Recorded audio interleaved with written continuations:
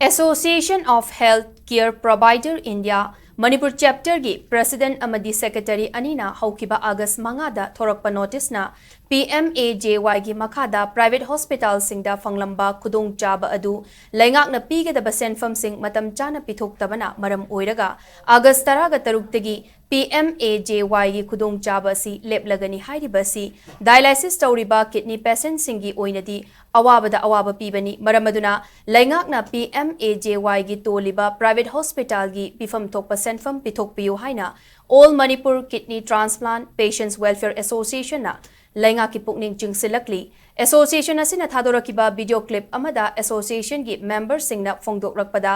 PMAJY gi card asina kidney patient hojik dialysis tawriba asi sija hospital da chamriyankhai babina hospital da chahum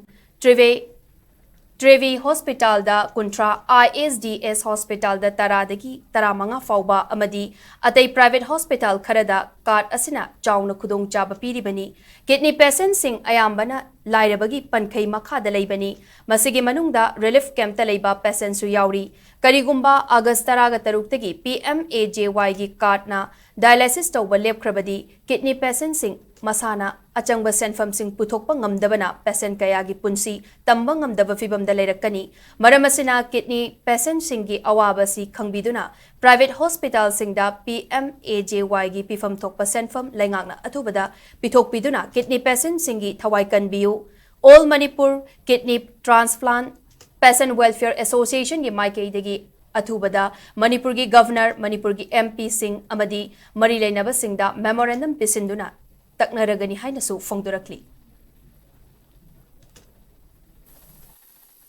Kidney gi leiriba dialysis tawriba sing amadi kidney transplant tawriba sing maruina aikoida thengnajaba aikoida labor record ki matungina di lairaba prajana to oiba aikoida di kidney patient oiriba dialysis tawriba aikoida di hojik hairiba pot sidi tamna dialysis tawba ngamdadana aroiba di kidney bu naraba dialysis ti mathau taragadi aikoida dialysis tawba ngamaktabnina mase hana payment puthoga reimbursement gi matamdu ngai ngamoi to bonina aikoi hingbagi Tanza ado aikoi legene have thajade aduna masi private hospital singchigi toliba crore singche tuba matangda mari leinaba department na clear to biraga hojik suspend tang tara ga taruk tagi togani haidana hai se masi gi khongpham ase handokpiu